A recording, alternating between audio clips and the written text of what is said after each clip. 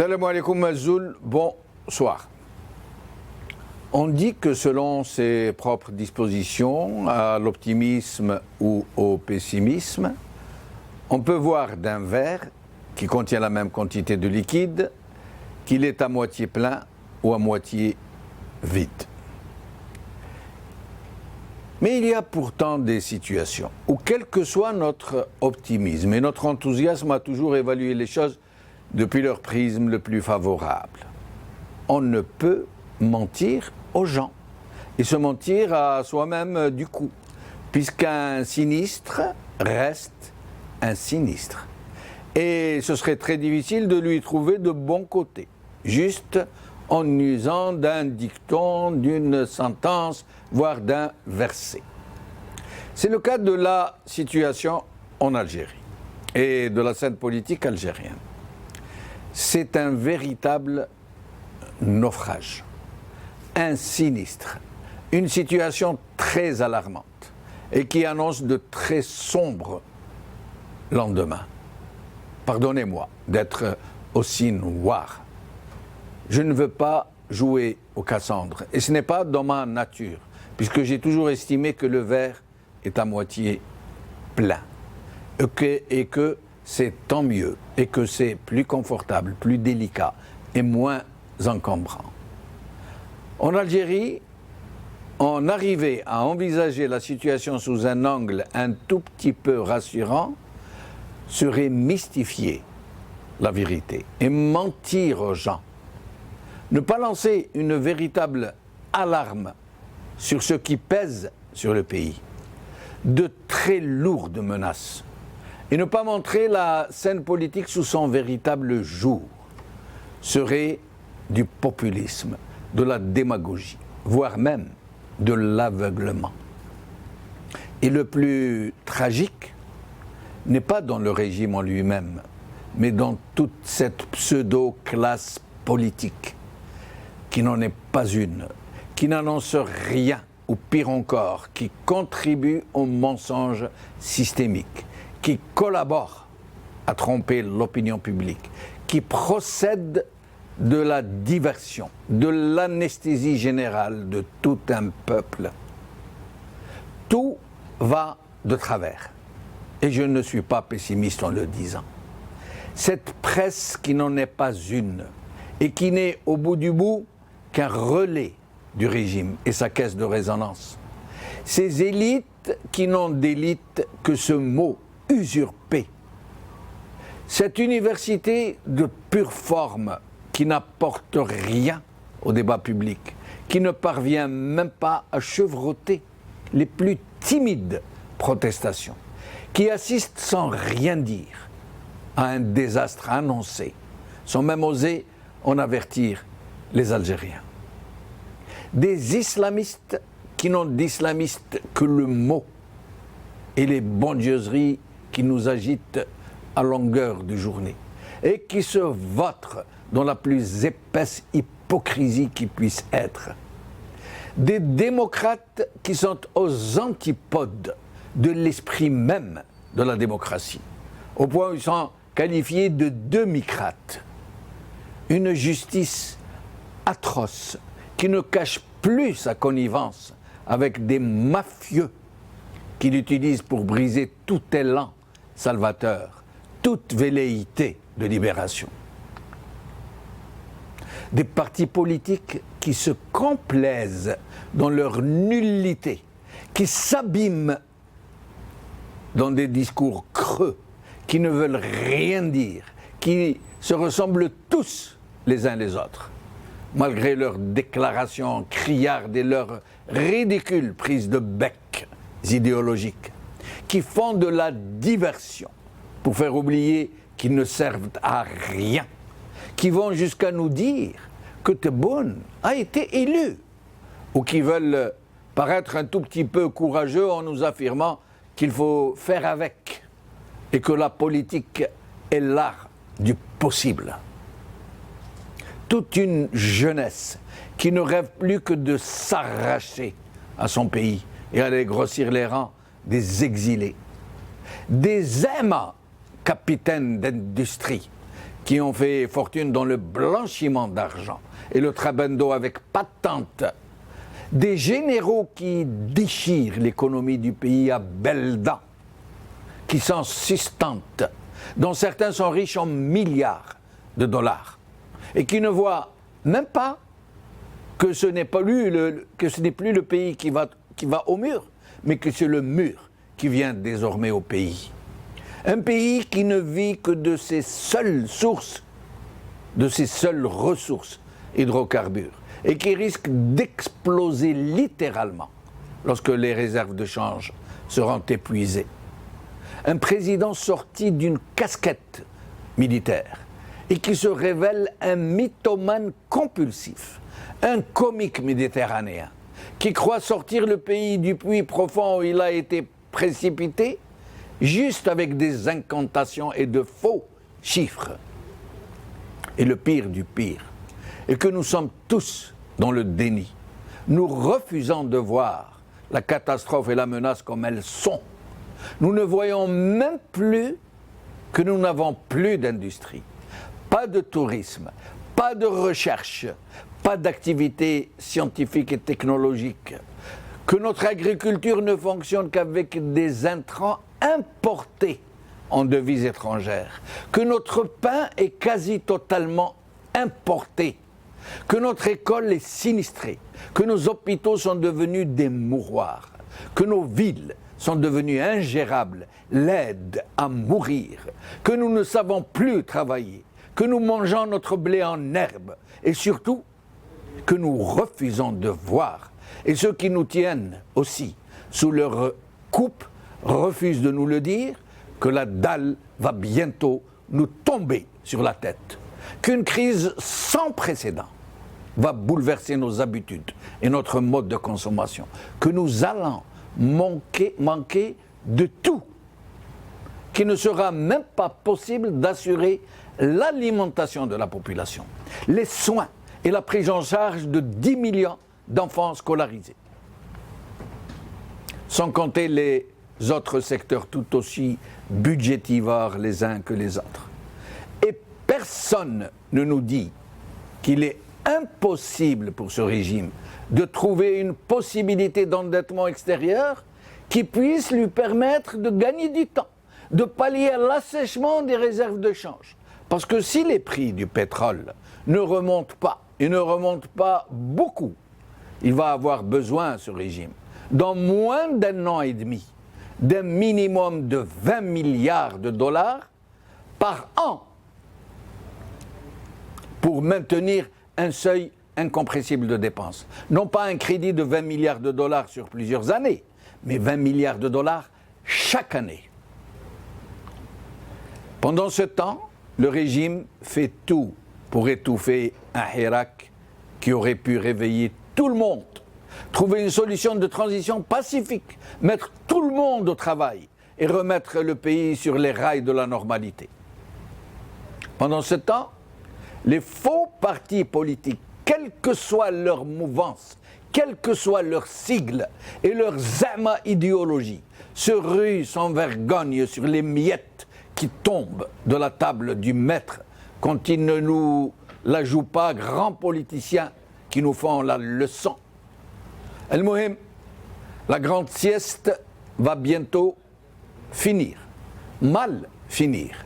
Le réveil sera douloureux. Le seul espoir, le seul unique, est celui du Hirak.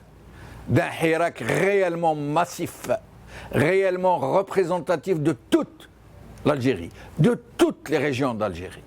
Un Hirak de sauvetage, un Hirak de salut public, pour ne pas laisser une mafiocratie tuer toute la nation, pour ne plus laisser l'espace politique à des charlatans et des opportunistes qui sont pris au piège de leur propre vacuité. Le temps passe et le péril se précise, particulièrement menaçant, et qui risque de plonger le pays dans l'indicible. Indicible parce que je n'ose pas en dire plus. Je sais qu'il ne sert à rien d'inquiéter inutilement les gens. Mais il serait criminel de les endormir et de les tromper sur la gravité extrême de la situation.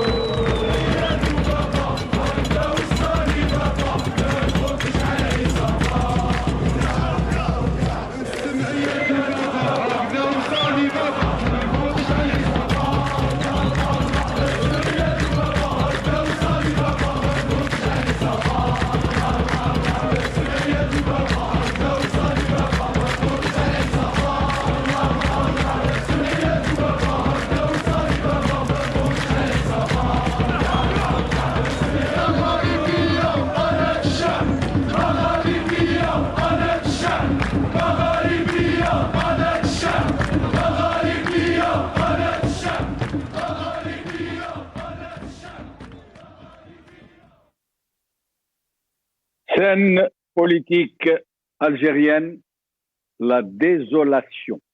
C'est le titre de notre émission d'aujourd'hui.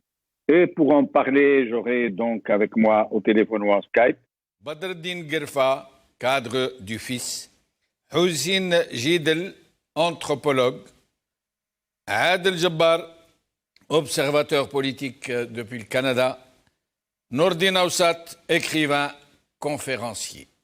Merci, mes chers amis, d'être avec nous. Nordin Aoussat, merci d'avoir accepté notre invitation. Merci pour l'invitation, si jamais. Merci. Alors, Nordin Aoussat, la situation est réellement très alarmante, sauf que personne ne le dit quasiment. C'est comme si tout le monde s'était mis d'accord, politiciens, médias, partis politiques, relais sociaux en tout genre, pour rassurer les Algériens, pour leur dire que tout va bien malgré tout, et qu'il ne se passera rien, qu'il n'y a pas de vrai risque. Et on dirait qu'il y a un consensus pour anesthésier encore plus qu'elle ne l'est la société algérienne. Absolument. Donc, le constat est réel, sans aucun alarmisme. Je pensais, j'espérais, je souhaitais qu'après le 22 février et tout cet enthousiasme et ce soulèvement populaire, que ça allait être une leçon pour tous, une leçon pour le pouvoir, pour les gens qui sont au pouvoir, et une leçon pour ceux que tu as cités, la pseudo-opposition, les pseudo-journalistes, que enfin, ils ont l'occasion, par ce soulèvement populaire, de faire ensemble un sursaut, une union nationale pour sauver le pays.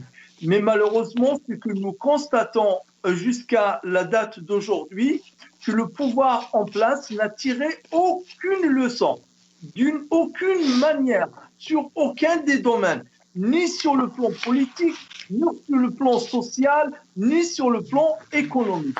On continue toujours à faire la même politique qui a été faite toujours. Il faut une politique de gestion de boutique, une gestion de hanout. C'est comme si c'était le hanout du coin, qui gère à la semaine ou qui gère, je dirais, à la mi-semaine même. Donc voilà, je pense qu'on aura l'occasion de montrer à nos compatriotes, de montrer à notre peuple et qu'on parle vrai, qu'on parle sincère, que l'heure est grave et que tout le monde est concerné. Personne ne peut renvoyer la balle. Nordina Oussat, je vais revenir à vous. Je rappelle que vous êtes économiste de formation. Je vais revenir à vous pour que vous nous expliquiez de façon basique ce qu'est la situation économique, ce que sont les réserves de change et qu'est-ce qui va se passer lorsque les réserves de change seront épuisées, c'est-à-dire maximum dans 1 an et demi, et comment fera ce régime pour compenser ce manque dans lequel il puise chaque année une trentaine de milliards ou un peu plus ou un peu moins pour arriver à ce seuil incompressible d'au moins 50 milliards de dollars, si ce n'est plus. Je reviens à vous dans un instant. Adel Jabbar, merci d'avoir accepté notre invitation. C'est moi qui vous remercie. Un grand bonjour à vos invités, à notre peuple en Algérie et à l'étranger. Merci.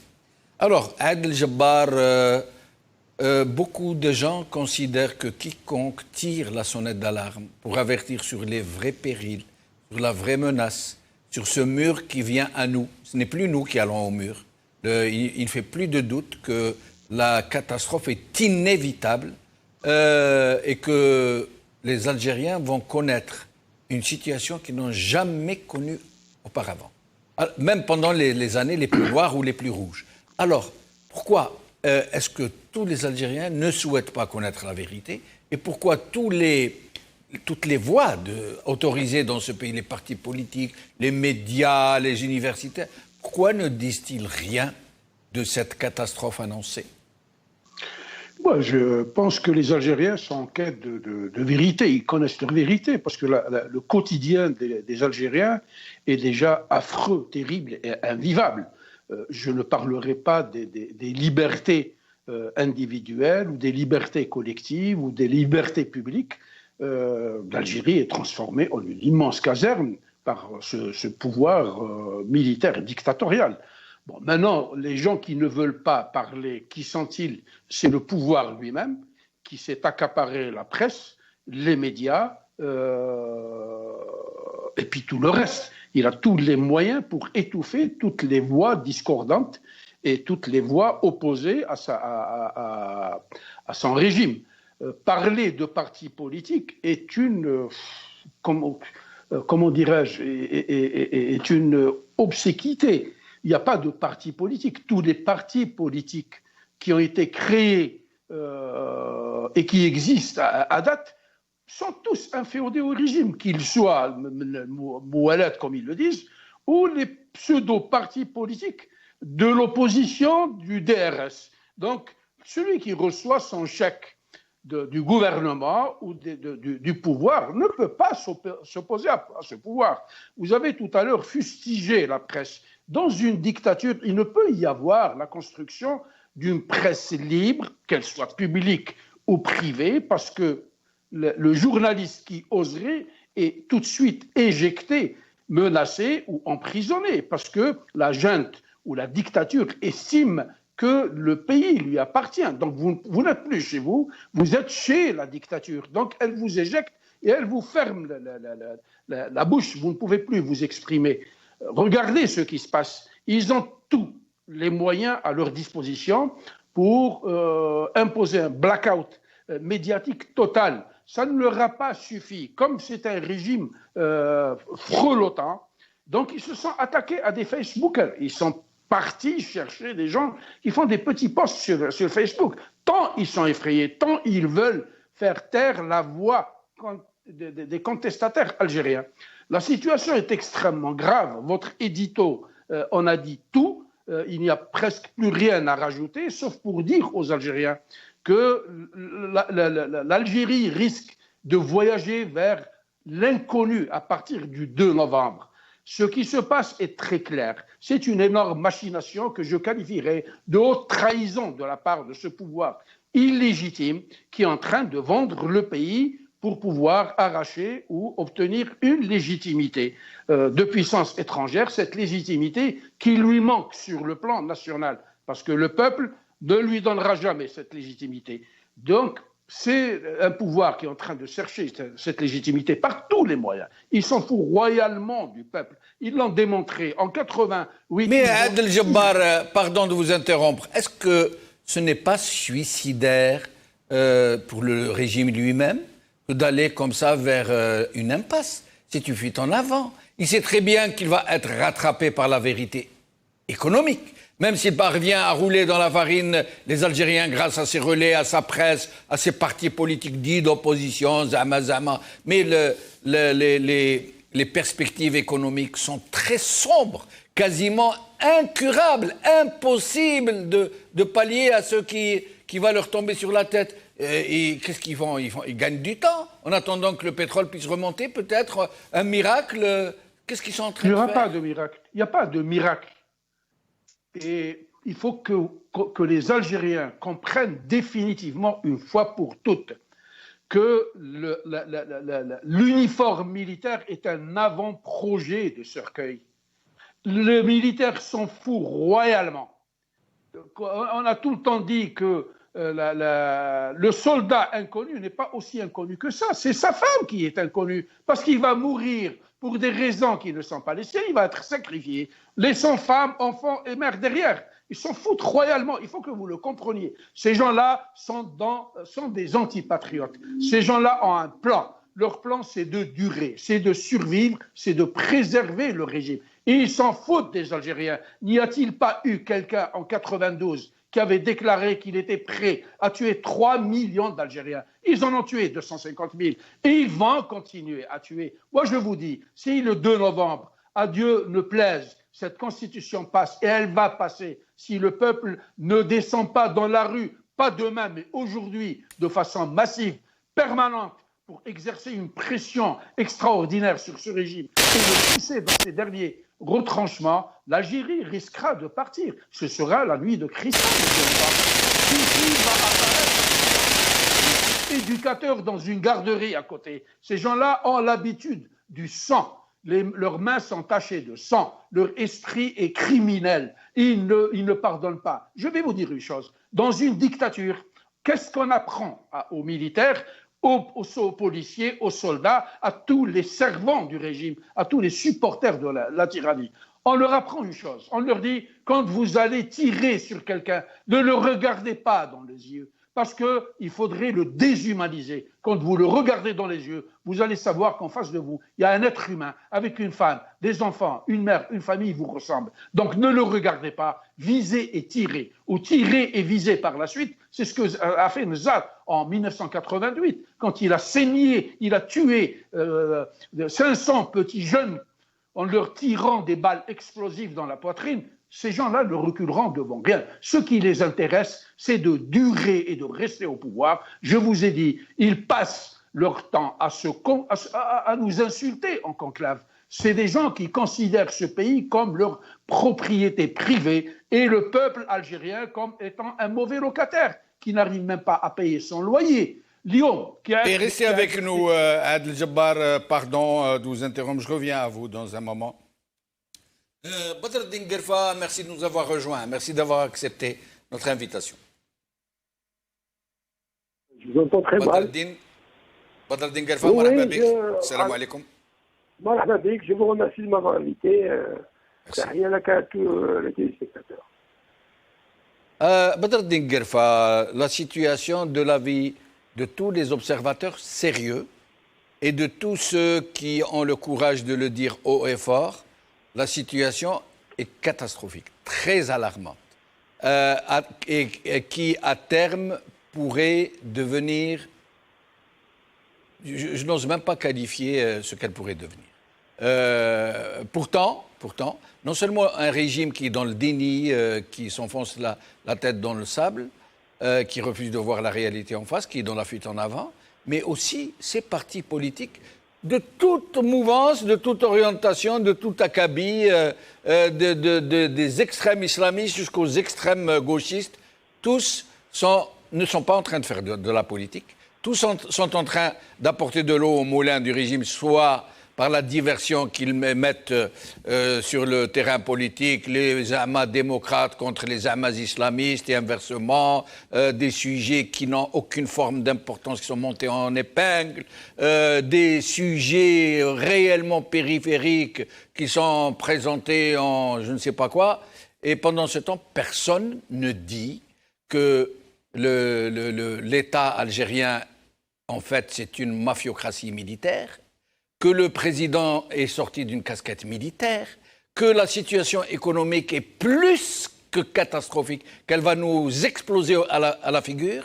Tout le monde semble se complaire dans une sorte d'anesthésie, d'ivresse, et même les partis politiques. Ils ne pensent pas à eux. Demain, quand le peuple leur demandera des comptes, quand le peuple algérien, la société algérienne, leur dira qu'ils ont menti aux Algériens, qu'ils les ont trompés.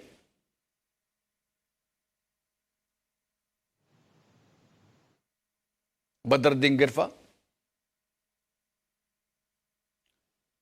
Nous l'avons perdu. Nous allons essayer de le retrouver. J'espère qu'il a écouté ma longue question. Et je reviens à Nordine Aoussat. Nordine Aoussat, sur un plan économique, comment ils vont faire quand les réserves de change seront épuisées? Et d'après vous, quand est-ce que les réserves de change seront épuisées? Et comment fera-t-il pour combler ce manque à gagner, plutôt ce manque à trouver, qui est de l'ordre d'à peu près 25 à 30 milliards de dollars par an qu'il faut absolument trouver pour rester dans un seuil incompressible. Nordine Aoussat. Tout à fait. Donc, en fait, un pays, il vit de quoi? Donc, ce qu'on appelle le produit national brut. Ces richesses qu'il produit, que ce soit dans le secteur industriel, le secteur agricole ou dans les services, d'une manière générale. Si les recettes à la fin de l'année de cela, c'est-à-dire la fiscalité qui va à l'État, quand il y a une bonne fiscalité, quand ces recettes de tous ces secteurs arrivent à procurer au pays ce dont il a besoin pour financer le fonctionnement courant des institutions, tous les secteurs d'activité, notamment les secteurs non productifs comme les hôpitaux, les écoles, le service public d'une manière générale. S'il n'a pas suffisamment d'argent pour financer tout cela, sans compter les investissements, parce qu'il faut investir aussi, parce que si on n'investit pas, là, on stagne. Si l'État n'a pas l'argent de lui-même, ce qui était le cas pour l'Algérie les dernières années, il avait suffisamment d'argent, il doit emprunter. Et s'il doit emprunter, il va chez les bailleurs étrangers, notamment le Fonds monétaire international, mais à l'époque, l'Algérie, dans les années 80, fin des années 80, début des années 90, il l'a fait. Il pouvait le faire. Donc, trouver ceux qui lui prêtent. Parce que les sommes, elles étaient plus ou moins des sommes, disons, moyennes, de l'ordre de quelques milliards, 2 milliards, 3 milliards, 4 milliards de dollars. Mais là, aujourd'hui, on est sur des dizaines de milliards de dollars. Or, les dizaines de milliards de dollars, déjà, si elles sont prêtées, avec un grand si, donc ça va coûter énormément le service de cette dette, sans compter qu'aujourd'hui, on n'est plus dans les années 80, nous ne sommes plus dans les années 90, nous sommes dans les années 2020, bientôt 2021. La géopolitique, elle joue un rôle très, très important. On ne prête pas que de l'argent, on prête de l'argent et on exige des conditions politiques, pas seulement une restructuration de l'économie, pas seulement moins de services, pas seulement moins de dépenses publiques, mais aussi des concessions politiques, des concessions géopolitiques. Et là, ce qui restait entre guillemets à l'Algérien, un peu sa fierté de ne pas être une milice au service ou une milice au service de puissances étrangères, malheureusement, on va encore le perdre. Je reviens donc.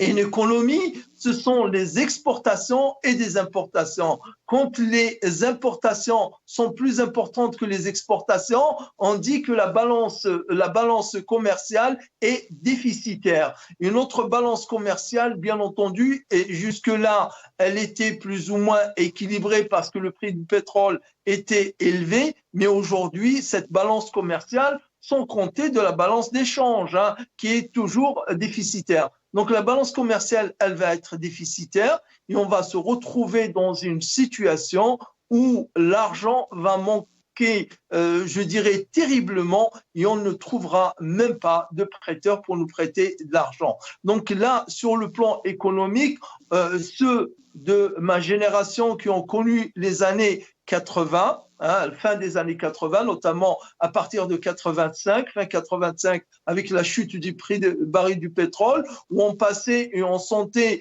les pois chiches à la place de sentir le café dans les usines de torréfaction, on sentait du pois chiche grillé. Là, je dirais que même pas ce pois chiche-là, on va pas le trouver pour le griller à la place du grain, à savoir le café. Donc voilà. L'économie. Mais Nourdine Aoussat, quand on sait, et que tous les Algériens le savent, que l'Algérie n'a qu'une seule ressource, c'est un pays à mono-ressources, les hydrocarbures, seulement les hydrocarbures. Il n'y a rien d'autre. Il y a un peu de minerais à gauche, à droite, et qu'à côté, on ne produit rien. Ça veut dire, je vais vous donner un exemple, Nourdine Aoussat. Même ces produits agricoles dont M. Tebboune nous dit que l'Algérie a produit en 2019, ça veut dire que c'est la politique de Bouteflika, avant qu'il ne vienne lui, qu'elle a produit 25, et selon d'autres déclarations, 32 milliards de dollars. Ça veut dire que c'est évalué en dollars alors que ça n'a pas été exporté. Il s'avère que c'est tout à fait faux. Et d'un, et de deux, même si c'était le cas, à supposer que l'Algérie a réellement produit cette somme équivalente en dollars. Pourquoi n'a-t-il pas dit aux Algériens que tous les produits agricoles, quasiment tous, presque sans aucune exception, hormis le blé, et encore, il y a à dire sur ça, le blé dur, pas le blé tendre, parce que le blé tendre avec lequel on fait du pain, nous l'importons en quasi-totalité. Pourquoi n'a-t-il pas dit aux Algériens que tous les produits agricoles sont obtenus avec des intrants importés? Je vais vous donner un exemple tout simple. Un aliment qui est un aliment de base en Algérie, le poulet de chair. Le poulet de chair, pour le produire, pour l'obtenir, c'est quasiment au moins, selon les chiffres des uns et des autres, entre 70 et 80% d'intrants importés. Ça veut dire l'aliment du bétail est importé, les médicaments sont importés, les batteries sont importées, l'essence qui sert à fournir ou à acheter la marchandise est importée, les camions, etc. Ça veut dire les calculs économiques. Alors, en l'absence de devises, comment va-t-on produire, y compris les produits agricoles, entre autres? Comment va-t-on financer la scolarité de 10 millions d'enfants scolarisés? 10 millions, le quart de la population. Comment va-t-on faire pour financer les importations de médicaments qui se chiffrent en milliards de dollars? Je n'ai pas le chiffre, je ne sais pas combien, mais en milliards de dollars. Comment va-t-on faire fonctionner les hôpitaux, etc., etc., tout le reste. À partir du moment où ils ne pourront pas emprunter et ils ne pourront pas disposer d'un seuil minima pour financer tout ça, y compris aussi les subventions des produits alimentaires. C'est-à-dire le sucre, ils l'achètent, ils le subventionnent, la farine, l'huile. Comment ils vont faire? Ça, j'aimerais bien justement que cette question soit posée aux responsables actuels par je dirais, une presse qui serait libre et qu'on ait des réponses et que ce journaliste qui va poser les questions, il aura le droit de suite même quand il le baratine, je dis bien, excusez-moi l'expression, mais malheureusement, on en est là, quand celui qui va répondre, en l'occurrence, par exemple, Tebboune, va raconter des histoires, comme ce fut le cas dans l'interview du journal L'Opinion, où il dit que les start-up algériennes sont une réalité. Des start-up algériennes sont une réalité. Je ne sais pas qu'est-ce que fabriquent ces start-up. Quelles sont ces start-up? On parlait des start-up il y a 30 ans. On parlait des start-up il y a 30 ans. Si on pouvait, si on voulait, si on aurait souhaité s'enorgueillir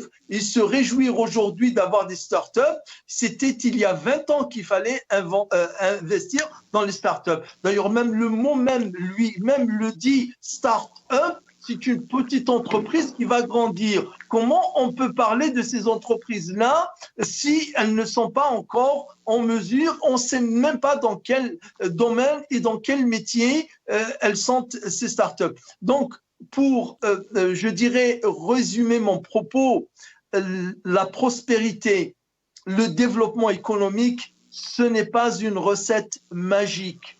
Elle a ses piliers, elle a ses conditions. Ces premières conditions sont d'abord une presse libre qui rend compte de ce qui se passe, une presse libre qui rend compte de ce qui se déroule. J'étais vraiment effaré avant-hier de voir sur la une du journal Al-Watan qui parle encore de la hausse des prix des fruits et légumes. En 2020, la hausse, les prix des fruits et légumes font la une d'un journal, c'est honteux. C'est honteux. Ça, c'est les années 70 qu'on pouvait parler sur la une du journal Algérie Actualité ou Del Moujahid, qu'on parlait des fruits et légumes. Pas en 2020. Ça devrait être un produit banal, un produit d'une, je dirais, pas de deuxième, secondaire ou tertiaire, un produit qu'on cite même pas, qu'on parlerait des choses plus importantes. Donc, pour dire, là, c'est trop tard. On ne parle pas d'économie du jour au lendemain ou d'une année sur une autre.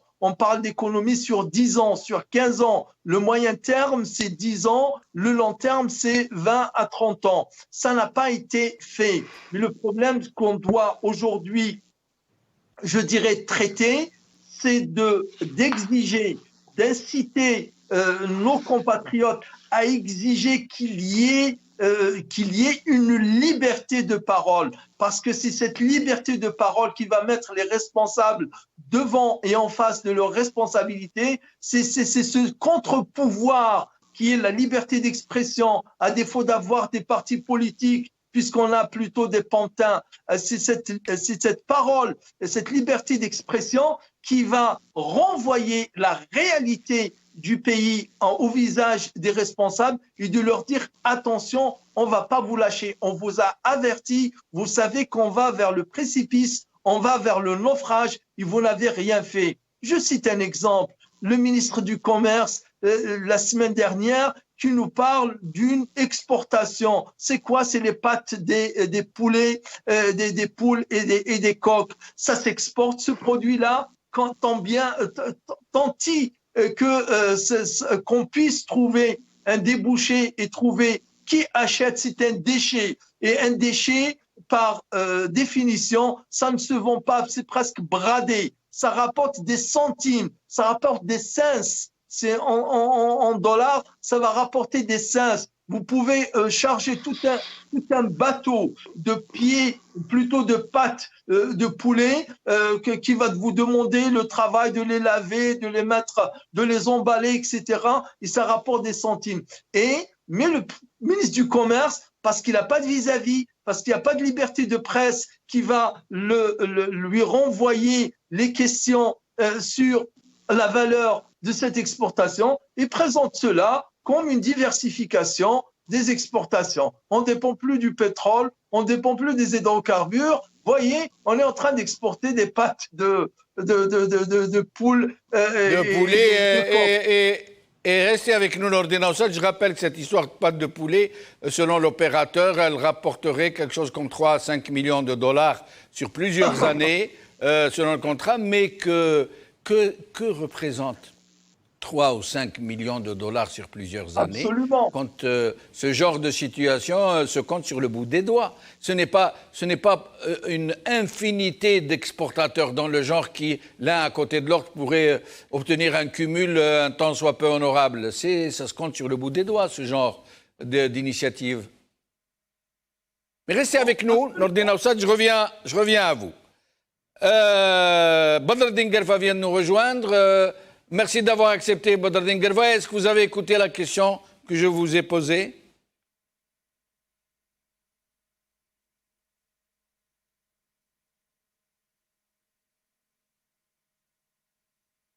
Nous l'avons encore perdu. J'aimerais qu'on vérifie que nos invités sont avec nous, que nous ne les avons pas perdus, de préférence.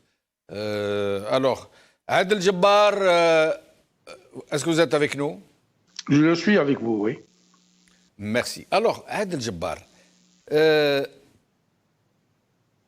pour beaucoup de gens sérieux, et moi j'ai consulté beaucoup d'experts, le crash est inéluctable, il est inévitable. Ça veut dire même avec toute la bonne volonté du monde, même si on trouve de l'argent, le crash est inévitable. Ça veut dire parce que nous avons créé un mode de consommation qui est très au-dessus de nos moyens, qui ne dépendait que de la seule ressource hydrocarbures. Celle-ci maintenant, pour beaucoup, elle n'a aucune chance de remonter à ces niveaux d'il y a quelques années, et que donc les réserves de change seront épuisées, et que donc nous ne pourrons même plus recourir à ces produits alimentaires de première nécessité que le régime subventionne. Mais nous avons Badreddine Guerva et je reviens à vous. Badreddine Guerva, merci d'être avec nous encore une fois. C'est moi qui vous remercie. Alors, vous avez entendu ma question tout à l'heure? C'était entrecoupé, hein. Vous pouvez la répéter si vous voulez. Mais l'essentiel, les partis politiques. Ces partis, à la limite, ce régime, il est dans le déni, dans la fuite en avant. Mais les partis politiques, ils devront rendre compte demain devant leur société, devant leur peuple, de mentir comme ça à ce peuple, de ne pas l'avoir averti, de ne pas avoir fait un vrai bilan de la situation, de ne pas avoir montré la situation telle qu'elle est réellement. Ces partis politiques, les islamistes qui trouvent des fonds de commerce divers et variés, qui mentent comme ils respirent, les uns demandant aux gens d'aller voter non, 1er novembre, les autres d'aller voter oui, l'essentiel c'est d'aller voter pour apporter du chiffre au régime qui les sustente, les autres partis qui ont ressorti leur vieil épouvantail de la menace islamiste, etc. Et tous ces gens qui sont en train de s'étriper, qui, d'un côté comme de l'autre, ne rendent service qu'au régime et à personne d'autre, ni au pays, ni à eux-mêmes d'ailleurs. Est-ce qu'ils n'imaginent pas qu'un jour, ce peuple va devoir leur demander des comptes et leur dire... Maintenant, le roi est nu, كذبتوا علينا اليوم خرج ربي عريان يكسيك بدردين قرفة. السلام عليكم. عليكم السلام. تحية لك وللطاقم الأوراس تي في, à tous les Algériens qui nous suivent sur Qanet, à tous les invités. Lamaldine, qu'est-ce qu'il peut y avoir dans un état de non-droit? Nous vivons dans un état de non-droit. Une dictature ne peut enfanter que ce qu'on voit maintenant. Mais je pense, la meilleure lecture, c'est qu'ils ont peur. Ils ont peur de ce peuple. C'est ce que dit que le meilleur qui a écrit Fianchi ou Al-Kawaki, les dictateurs ont toujours peur de leur peuple. Même لما يكون الشعوب تكون في حالة استضعاف وتخاف من المستبد, فالمستبد يخاف أكثر. Pourquoi? Parce qu'ils savent ce qu'ils ont fait. Ils savent, tous ces dictateurs savent ce qu'ils ont fait du peuple algérien et de l'Algérie. Ils ont assassiné, ils ont volé, ils ont trahi, ils ont fait tellement de mal pour ce peuple. C'est ce qui explique la panique, اليوم تاعهم. Cette panique, يعودوا ما يشوفوا والو. Ils deviennent comme des aveugles. Le peuple est dans la rue, le peuple est en révolution, c'est une révolution réelle. يعني في الوجدان تاع الشعب عند كل الجزائريين تقريبا والجزائريات, mais هما ils ne voient pas. C'est la fuite en avant. حتى j'espère إن شاء الله باش l'Algérie qui va يعني راح تطيح. هذوما حابين يطيحوا الجزائر والبوبل هذا حاب يمنع الجزائر. هذه la bonne équation. اليوم دستور pas دستور, parler de constitution dans une dictature, le fait la malversation, le non-droit, c'est vraiment, c'est comme de quel دستور on parle? Le peuple خلق الشعب يكتب دستور, الشعب قال لك الشعب خرج في ريفولوسيون وقال ندير رايي c'est-à-dire je dois dans un climat de liberté, un climat où il n'y aura plus de prisonniers politiques, les gens يكونوا لبرا, les masses médias يكونوا يتفتحوا لكاع الجزائريين والجزائريات, les médias lourds كذلك. Alors là, dans ce climat ونكونوا لاباس بينا, الشعب قال لك نروح انتخب نواب des députés باش يكتبوا لي دستور. On n'en est pas encore là. On n'en est pas encore là. Maintenant, il dit dans le temps, il y avait les faux barrages. Maintenant, il y a les faux partis, la fausse société civile, les fausses élections, les faux présidents, les faux premiers ministres. Nous vivons dans le faux. Il n'y a de vrai que الحراك. هذا هو الحقيقة الوحيدة اللي موجودة اليوم في الجزائر. Alors tout ce cinéma qui se voit, وآخر يجي يقول لك non. أنا حاب نقول كلمة لهاد لي فو بارتي اللي يحبوا يدوخونا ويدوخوا الشعب الجزائري وك الشعب فايق. الشعب اللي طون افونس على فوس élite aussi. Madame nous sommes dans le faux. Donc, هاد من الناس يقولوا لا.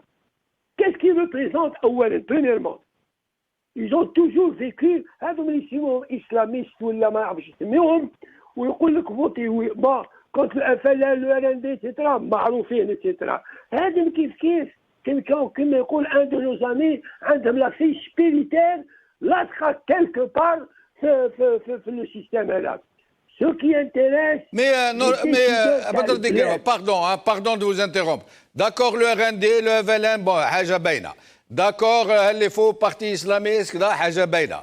Mais ces partis qui se disent progressistes, qui se disent démocrates, qui se disent à l'avant-garde, qui se disent à l'avant-garde du Hirak, pourquoi ils ne disent rien? Pourquoi sont-ils complices de fait avec un régime qui fait tout pour anesthésier l'opinion publique et ne rien lui dire et même la tromper, lui faire croire qu'on a créé 25 milliards de dollars. Normalement, cette histoire de Tebboune, nous avons produit 25 milliards de dollars en 2019, ça aurait dû être le tollé général, en commençant par les partis politiques. Or, les partis politiques, démocrates ou soi-disant, sont en train de nous dire non, rien, tout va bien, il ne faut pas exagérer, et puis Tebboune, il a été élu, c'est un président élu, ou à la limite, bon, même s'il n'a pas été élu, il faut faire avec, c'est le compromis, c'est comme ça, il faut faire avec, il faut être réaliste. Ces partis politiques aussi, qui se disent démocrates, dans leur quasi-totalité, à part un ou deux, ils sont dans la même démarche, à la limite que le RND, que le FLN, mais en moins sincère. Ça veut dire qu'ils nous la jouent démocratique, ils nous la jouent très propre, très proche du peuple, ce qui n'est pas le cas. Badr Dinguelfa. Je suis avec vous. Vous m'entendez? Oui, très bien. Est-ce que vous m'entendez? On vous entend très bien, Badr Dinguelfa. Je suis tout à fait d'accord avec vous. FLN, RND, c'est clair. C'est la pièce de théâtre تاعهم واضحة. Les autres qui s'appellent progressistes, qui s'appellent islamistes, qui s'appellent démocrates, qui s'appellent laïcs, qui s'appellent presse libre, qui s'appellent وش يحبوا. هذا c'est encore. Ils sont plus dangereux pour l'Algérie que le FLN, à l'aqal, ce que je pense moi-même, que le FLN, le RND, etc. Mais la pièce macabre, ما حدش تاكل مع الشعب. كنت في الحراك des mois. الناس قال لك هاد لي بارتي ما نسحقهمش. C'est tout à fait la vérité parce que الشعب هذا n'est pas dupe. الشعب هذا pendant 20 ans, pendant 30 ans, pendant 52 ans, هو عايش الويلات. Le jeune Algérien, qui sont la majorité اليوم هاد الشباب 30 millions de jeunes Algériens راهم يهربوا في الفلايق parce qu'ils en ont marre de ce pays. يفسدوا هذا النظام، يفسدوا هذا لي فو بارتي. يا لا مالفي اليوم في البلاد هذه. هاد البلاد اليوم ما ينجموا يقراوا، ما ينجموا يخدموا، ما ينجموا يتزوجوا، ما ينجموا يلقاو الحق. يوقف ديفان ان جوج يقعد كانه ما نعرفش هو ديفان ان جينيرال دو لارمي دون ارمي ما نعرفش هو انمي ميم با لارمي تاعو. دونك خلاص اليوم le peuple a dit son mot. هذا معناه صح سيدي صح بدر دنقر. Ou les généraux, les colonels, les lieutenants-colonels, eux, ils ne voient pas que leur pays va à volo, que c'est le pays de leurs enfants, que c'est le pays de leurs ancêtres, que ce pays va disparaître s'il continue comme ça dans cette lancée, que c'est une trajectoire quasiment suicidaire et rien d'autre, qu'il n'y a aucune vérité dans toutes les perspectives qui nous sont annoncées. Ces généraux, ces colonels, ils ne voient pas la situation. Sauf si jamais dit malheureusement. Bon, on a des amis parce que nous sommes des Asiens, nous avons des amis qui sont des officiers supérieurs qui ont étudié avec nous. Donc là, pour la famille, etc. Sauf, malheureusement, à moi, c'est depuis le coup d'État de Tahal-Bdiri. Quand Boumediene جاب les pilotes soviétiques يضربوا في الجيش تاع الجزائر في العفرون etc. ومن بعد le régime de Boumediene, qu'est-ce qu'il a fait؟ نخر. Oui. Badr Dingerfa, on va essayer de le retrouver. Je reviens à Adel Jabbar. Je ne vous repose pas la question, je présume que vous l'avez entendu. Oui. Bon, moi, je reviendrai à cette histoire de référence à Tebboul. C'est une hérésie d'écouter ce monsieur-là. C'est un mégalomane, c'est un mythomane. Faire référence à ces déclarations, c'est un véritable suicide intellectuel. Ce type-là ne fait que mentir. Et il n'a qu'à s'assumer. Maintenant, pour reprendre cette histoire, c'est Al-Jajjani qui est le Jazair, qui est dans le Jazair, où les nas des navettes sur Mars et ils communiquent avec ces navettes en live chaque jour.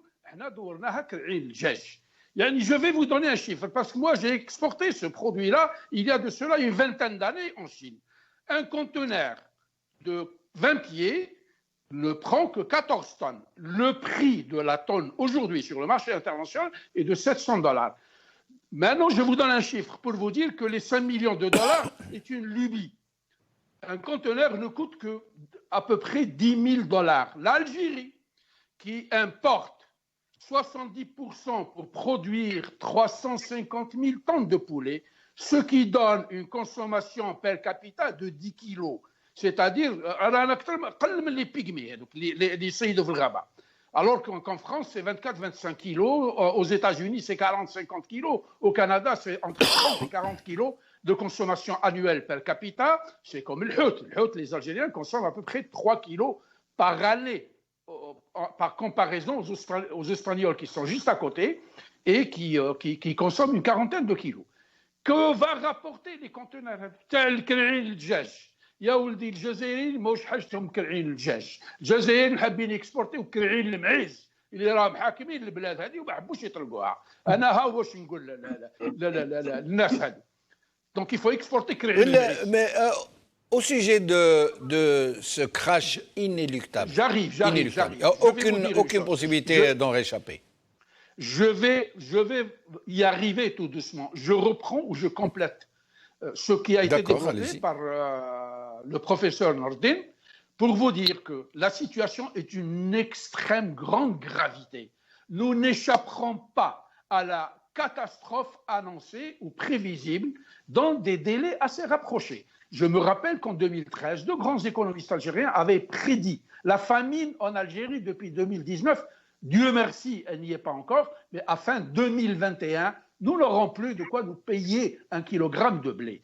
Le 6 novembre 2019, leur ministre des Finances déclarait que les réserves de change finiraient en 2020 à 51,6 milliards de dollars. Le 10 mai, leur ministre de la Communication est sorti dans une radio nationale pour dire que nous terminerons l'année à 44 milliards de dollars. 44 milliards de dollars représentent l'équivalent d'une année d'importation. N'oublions pas que du temps de la Bouhamadia et des détournements colossaux des généraux et des ministres et de la nomenclature de ce pays sous Bouteflika, les importations ont caracolé autour de 70 milliards. Avec Sellel, la crise s'étant installée, on a compressé à 45 milliards, on ne peut pas descendre.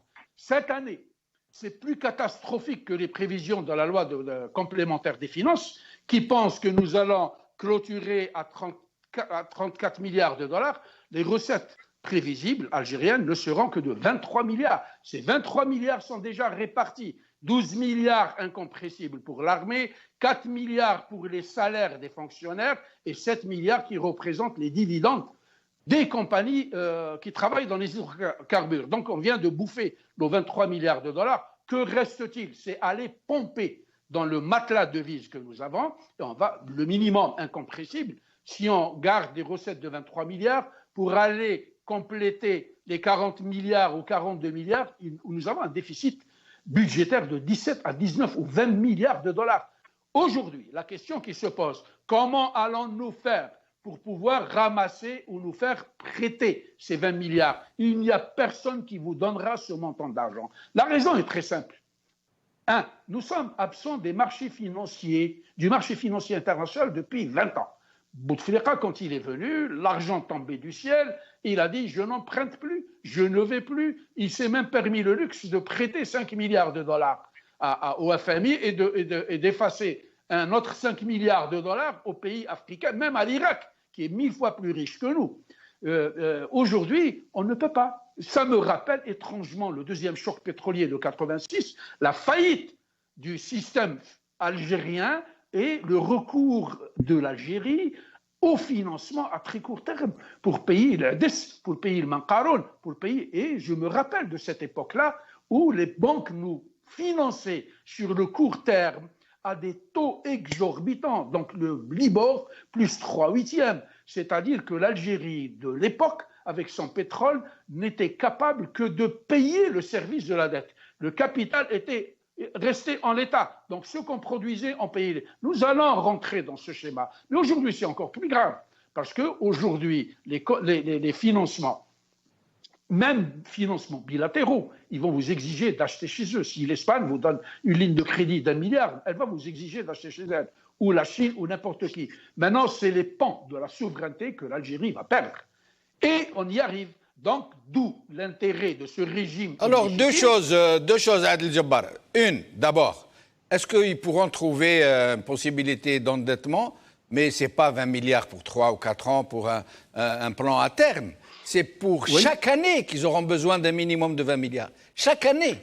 Ça veut dire, est-ce que c'est imaginable de pouvoir trouver 20 ou 25 ou 30 milliards de dollars de prêts chaque année, qu'il faut, avec toutes les conditions qui sont derrière, bien entendu, et avec le service de la dette. Et l'autre question, M. Tebboune ne nous a-t-il pas dit il y a très peu de temps que les gens sont alarmistes, nous avons 60 milliards de réserves de change au moment où il parlait, et nous avons produit 25 milliards de dollars de produits agricoles, ce qui nous fait plus de 80 milliards, donc nous avons vraiment de la marge. Pourquoi ces gens sont-ils en train de jouer au Cassandre? Vous vous rappelez?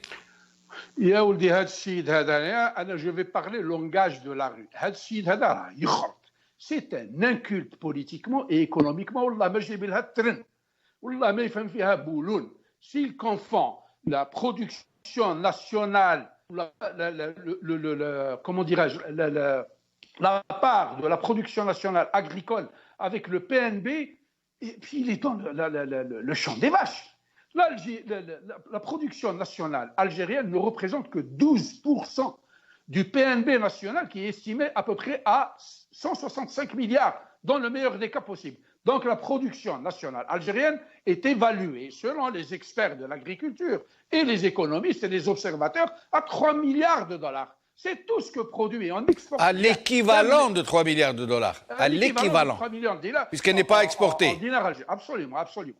Aujourd'hui, on a un ministre du commerce qui fait comment dirais-je, qui nous développe des théories de l'export. Moi qui étais dans l'export pendant 30 ans, qui ai sillonné le monde pendant 30 ans, je n'ai jamais vu un ministre du commerce parler comme ça. Il y a le juge, il y a le en frac, où il dit la belle Algérie. Mais c'est de la démence.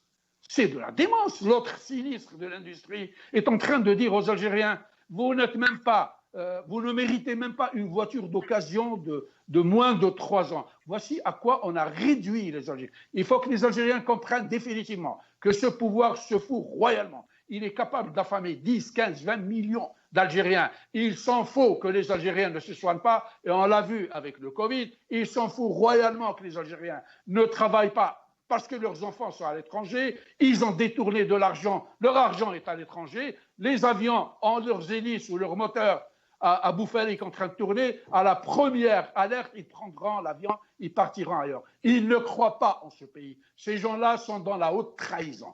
Il faut qu'on le sache et qu'on le dise à notre peuple. Ils ne sont pas là pour régler les problèmes de l'Algérie et du peuple algérien, ils sont là pour se protéger, régler leurs problèmes. Maintenant, la Et je reviens à vous, Adel Jebbar, dans un moment pour un dernier tour de micro. En attendant, nous recevons Houssine Djedel qui vient de nous rejoindre. Houssine Djedel, merci d'être avec nous. Merci Jamaldine. Bonsoir à tout le monde, à tous les Algériens et à tous les invités. Merci. Houssine Djedel, de l'avis de tout le monde, des gens sérieux qui ne mentent pas aux Algériens, qui n'enfument pas l'opinion publique, la situation est gravissime sur un plan économique, mais pas seulement. Sur un plan politique, sur le plan des grands équilibres de l'État, sur le plan de la vision, des perspectives, ils marchent à tâtons et au pifomètre. Sur le plan politique, ils sont toujours dans la tromperie. Ils veulent juste que les Algériens veulent voter pour faire un peu de monde le 1er novembre pour faire croire que les Algériens légitimes Tebboune. Sur le plan de la division, ils sont en train de jeter des bombes à retardement pour que ça explose entre les Algériens et les régions algériennes. Sur le plan de l'armée dont on ne sait pas ce qu'ils vont en faire, dont certains disent déjà qu'ils veulent en faire une sorte de gendarme du Sahel au service des Américains et d'autres puissances. Et dans tout ça, les gens des partis politiques, la presse, l'université, tout le monde semble muet et sourd. Personne ne veut parler, personne ne semble comprendre que la situation est grave au Sindjid. Oui, Jamal Ben, il faut bien dire que la situation, elle n'est pas grave, elle est suicidaire. Chaque jour que ce régime, chaque jour que Dieu fait, ce régime est dangereux et pour l'Algérie. Et d'ailleurs, je ne suis pas mieux placé que M. Habrouch, qui a qualifié ce régime d'antinational, de dangereux, que ce soit pour l'armée ou pour le reste de la population. Vous avez évoqué des partis politiques. Donc j'aimerais bien revenir sur cette question des partis politiques. Et les partis politiques en Algérie, il ne faut pas en parler. Pourquoi? Pour la simple raison, si un citoyen qui n'a pas le droit de commenter, de critiquer sur Facebook un projet ou une loi ou une attitude et il est mis sur le verrou, comment voulez-vous que des partis politiques dont la majorité ce sont les enfants adultérins des services de sécurité, notamment à l'époque de Toufik, les enfants adultérins du régime ne peuvent être légitimes, ils ne peuvent être légitimés que par l'action, par le peuple algérien, dans un climat de liberté totale et dans un climat où le peuple algérien exprime sa souveraineté. Pour le moment, depuis 1962, nous avons eu une certaine liberté que entre 88 et 90, ou 91. C'est tout ce que nous avons vu comme liberté et comme liberté pour exprimer ses opinions. Donc les partis politiques, pour de multiples raisons, observent ce silence pour des intérêts personnels, mais la plupart ce sont les redits de régime. Ils sont les redits de régime, ils ont l'ordre de ne pas bouger sauf si le régime le permet, il le dit, il le demande. Et l'action politique actuellement en Algérie depuis le début de la révolution, elle est faite par les jeunes, elle est faite hors les partis politiques. Il n'y en a jamais été, les partis politiques algériens n'ont jamais été un labo d'idées, un labo de projets. Ils étaient toujours une émanation du régime. Ils étaient toujours une boîte qui exprime ce que le régime veut et ce que le régime décide. Ça, c'est pour les partis politiques. Donc, en général, il faut bien aussi signaler aux Algériens que depuis l'arrivée de Tebboune, la répression a pris encore tout le monde en Algérie, les journalistes, les partis politiques, les simples citoyens sont menacés par une répression jamais vue. Et d'ailleurs, la presse internationale, ces jours-ci, parlait, comme les Échos aujourd'hui, ou comme Le Monde, ou comme beaucoup de journaux, parlait d'une situation explosive en Algérie. Et les Occidentaux sont très inquiets de la situation en Algérie parce que l'explosion de la situation en Algérie, et ça veut dire des millions d'Algériens, des millions d'Africains qui vont prendre la route vers l'Europe. Et cela fait très peur aux Occidentaux. Mais quand vous parlez de répression de la presse, Hussein Jidel, en effet, il y a répression des journalistes les plus courageux, ceux qui forcent le passage, ceux qui ne refusent de rentrer dans cette logique d'autocensure, qui vont au Hirak, qui filment le Hirak, comme Drarni entre autres, ou Qadi Hassan et d'autres, bien encore. Mais ce n'est pas le cas des patrons de presse, qui semblent être dans la complicité, dans la connivence, et qui semblent s'en accommoder. Il n'y a qu'à lire certains journaux que je ne nommerai pas. Je vais vous donner un exemple tout simple. Le 5 octobre passé, des Algériens sont sortis sur tout le territoire national, malgré la répression féroce. Jamais on n'a vu autant de policiers dans les rues que pendant ce 5 octobre passé, pour empêcher les Algériens de reprendre le Hirak. Or, pas un seul journal, un seul, pas une radio, pas une télé, une seule, n'a fait mention de ces dizaines de milliers d'Algériens qui sont sortis un peu partout, même si ça n'a pas été de la même ampleur que les vendredis passés, les vendredis du Hirak. Donc la presse n'est pas si réprimée que ça en tant que presse, en tant qu'organe, mais qu'elle est plutôt dans la connivence et la complicité avec le régime pour les milliards de dinars qu'elle reçoit en récompense. Oui, Jamaldine, moi, quand de publicité. j'ai parlé des journalistes, je voulais dire que tous les journalistes sont réprimés et les journalistes de service, il faut pas, pour nous, ce sont les relais de régime. Dites-moi, donnez-moi un seul quotidien, un seul journal indépendant d'Algérie.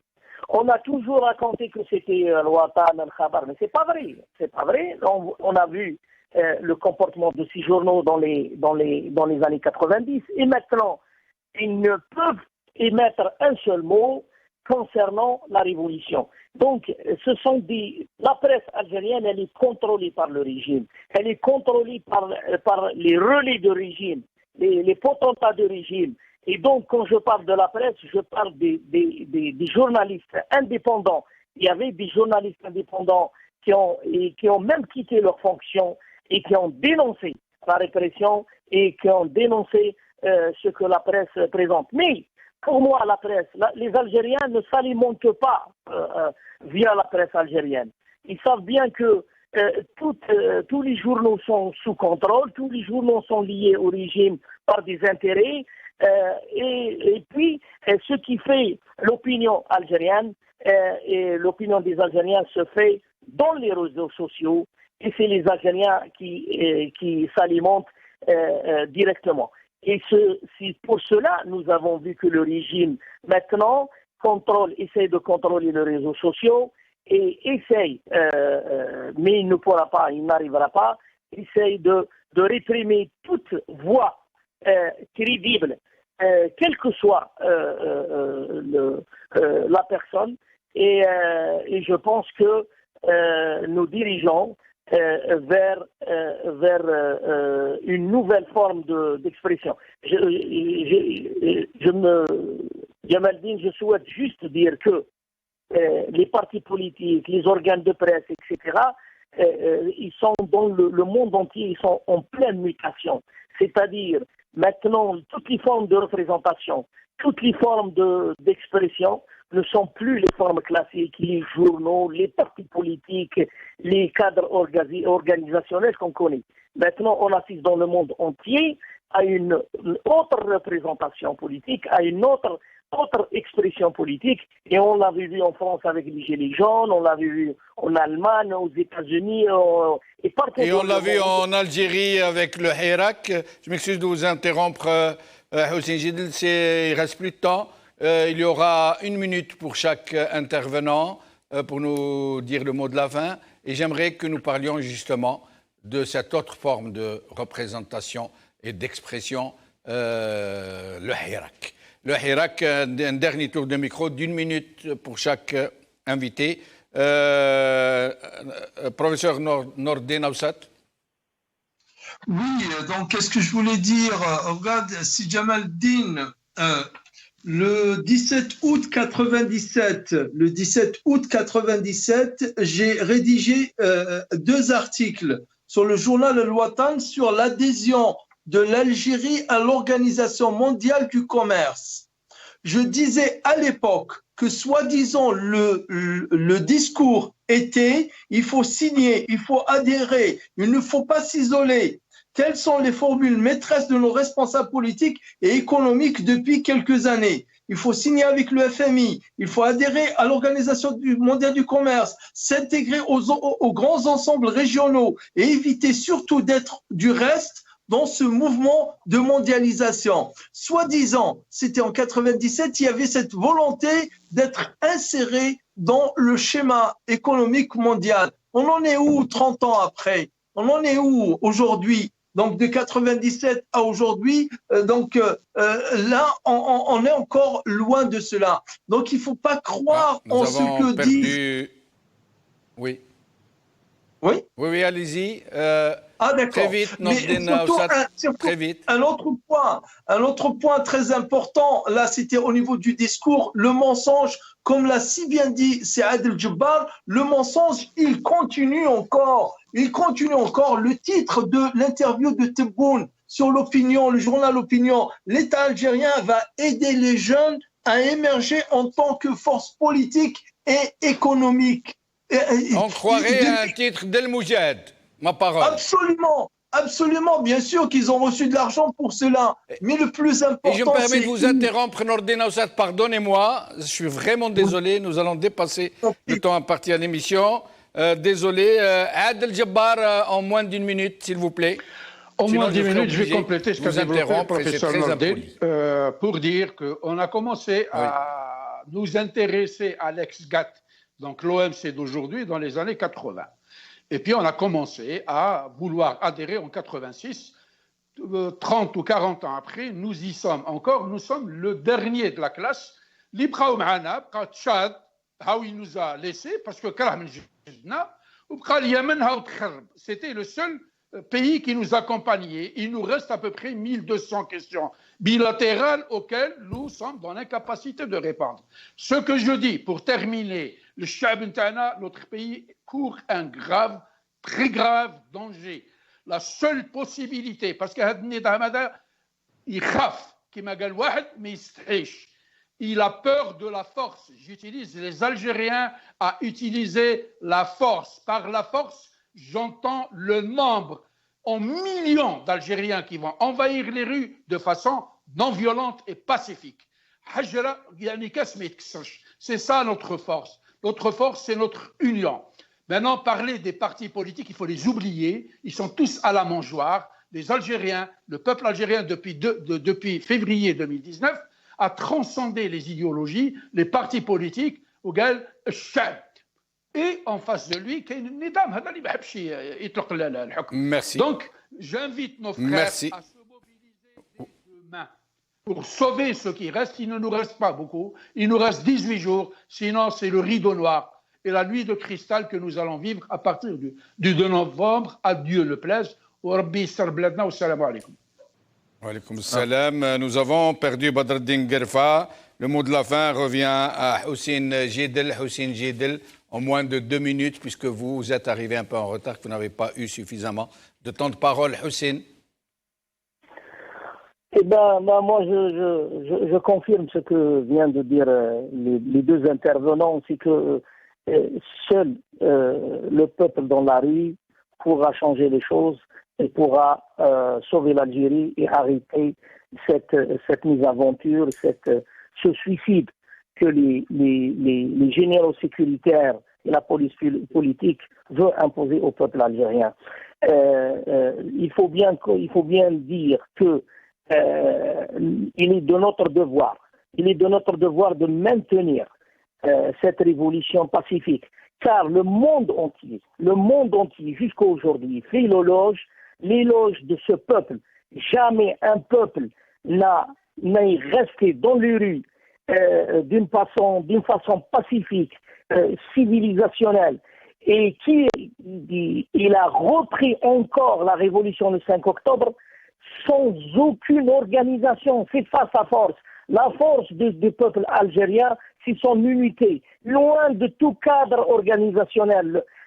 C'est sa pacificité, c'est l'amour qu'expriment les Algériens à leur patrie. Ils veulent sauver l'Algérie, ils veulent récupérer l'Algérie, ils veulent restituer l'histoire, ils veulent honorer les chouhada, les valeureux chouhada, que à chaque fois on fait référence à ces gens-là qui ont donné leur vie pour que l'Algérie soit libre et que l'Algérien soit libre et dans son pays. Alors, seul le peuple dans la rue, seul مدنية مش عسكرية, seul نكملوا عليها بالسلمية ونخرجوا العسكر من المرابية. السلمية المطلقة, الوحدة, c'est ça ce qui va sauver l'Algérie. Et ce régime, il ne pourra jamais plier ce peuple algérien. Tous les envahisseurs, tous ceux qui ont essayé de plier le peuple algérien n'ont jamais réussi. Ils étaient tous chassés par le peuple algérien. Et le peuple algérien, il va chasser ces néocoloniaux, ces néocolonialisateurs qui veulent plier l'Algérie et mettre l'Algérie sur leur botte. L'Algérie vivra. L'Algérie vivra malgré cette répression des généraux. Et les généraux, ils seront tôt ou tard, mais ils seront bientôt dans la poubelle de l'histoire. Mais ils seront bientôt devant le peuple. Et le peuple seul, détenteur de la souveraineté, dira son mot vis-à-vis de ces généraux qui n'hésitent devant rien et qui sont prêts à vendre l'Algérie, à brûler ce pays pour se maintenir au pouvoir. Mais ils ne pourront merci jamais... Houssine Djidel, je me permets de vous interrompre. Merci Badreddine Guerfa, merci Adel Jabbar, merci Nourdine Aoussat, merci à vous chers amis. Ce pays est le dépôt sacré, un mana, de tous les Algériens. Et ce n'est pas seulement leur pays, c'est surtout celui de leurs enfants. Ils ont le devoir de restituer ce pays à leurs enfants pour que plus jamais nos jeunes, nos enfants ne s'embarquent à bord de fragiles esquifs, de petites barques de fortune pour traverser la Méditerranée et aller se jeter dans les marchés noirs du travail, à passer son temps à fuir la police, à se nourrir de n'importe quoi et à quémander une régularisation alors que leur pays est si beau, si riche, mais malheureusement tellement mal géré, tellement martyrisé, tellement exploité et tellement opprimé. Il est de notre devoir à tous de nous porter au secours de notre pays et je le crois fermement, je le crois jusqu'au bout de moi-même, que seul le Hirak sauvera ce pays. Qawala khair, salama.